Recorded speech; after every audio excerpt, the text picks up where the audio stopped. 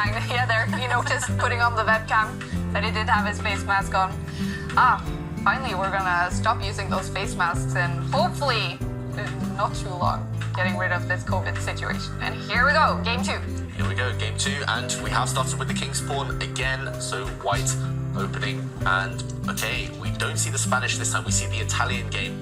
This is how they battled several times in the New in Chess Classic last month, but it's also how they battled yesterday, or in the prelims of this event. So what will Magnus come up with from the white side? He's had a decent amount of success with this opening against Nakamura.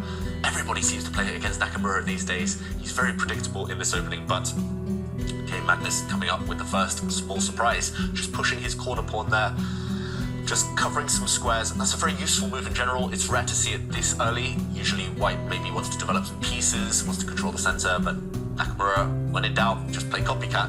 He pushes his corner pawn as well, stopping white's bishop from coming out. Yeah, I have to say actually this rather unusual move with the corner pawn is actually a bit of a speciality of Magnus. He has played it about 6 or 7 times.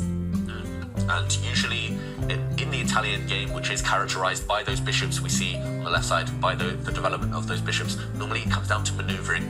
Lots of different move orders.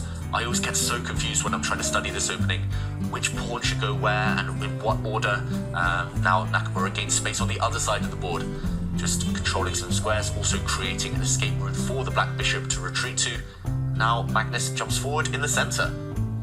Attacks that black bishop, asking a big question to Nakamura. It's actually rare to see that move this early in the Italian game. Normally white builds up first, maybe maneuvers a knight round to the king side, to the right side of the board, maybe just builds up maximum piece activity before you start opening things up. But Magnus, he has confused Nakamura. We see the confusion on Nakamura's face. He has surprised him by pushing forward so early. Well, interestingly enough, Nakamura has had this game with the black pieces against Fabiano Caruana of May last year. So Nakamura is just thinking, is this preparation? Does he go into it? Does he repeat the same move that he played against Fabiano Caruana? In that particular game, he retreated the bishop 1 step backwards. What do you do in this kind of situation? You're facing the world champion, and he's repeated.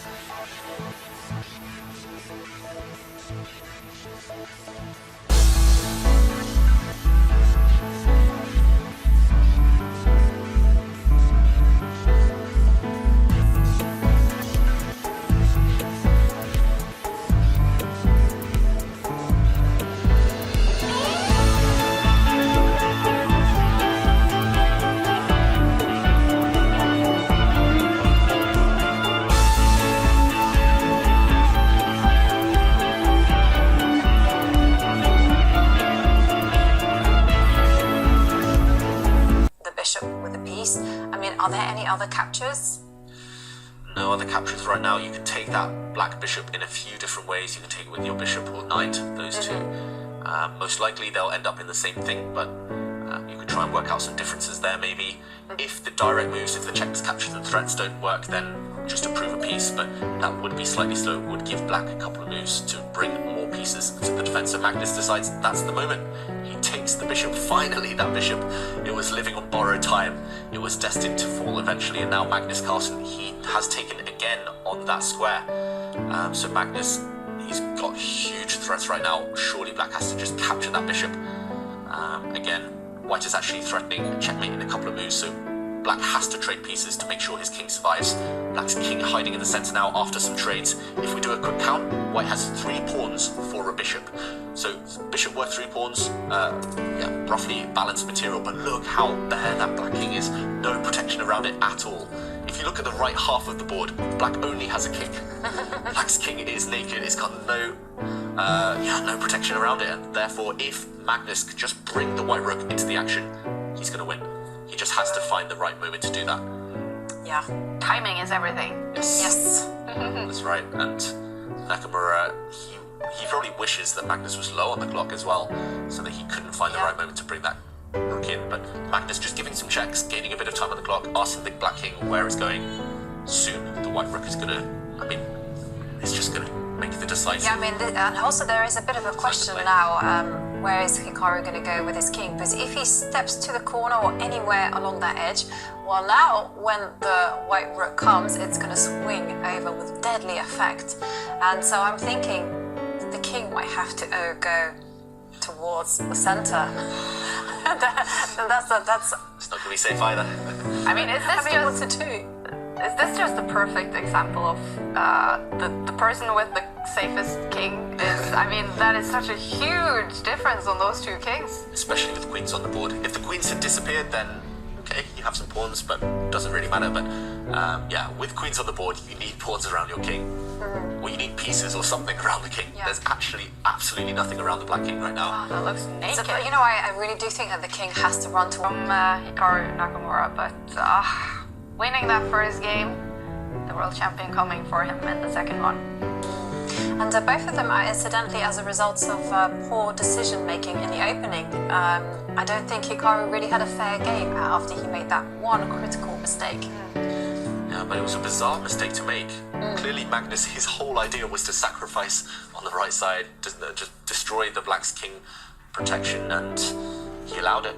He walked into the lion's den, he just said, okay, you try your best, but unfortunately when you're facing the world champion, who has been well prepared in this opening, that's never going to really work out. So to me, it was slightly overthinking it. Perhaps he remembered that he had played a game against Fabiano Caruana, and he thought, well, I captured the bishop there, and maybe I wasn't too comfortable with the resulting position, so let's just play something else and just... better to be slightly worse, have a small disadvantage and survive rather than get checkmated so brutally.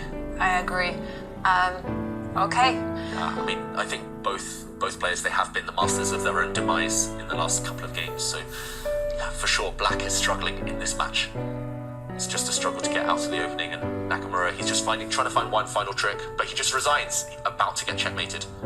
Magnus Carlsen looking happy there with the head bob. Wow, it's a comeback from Magnus Carlsen after losing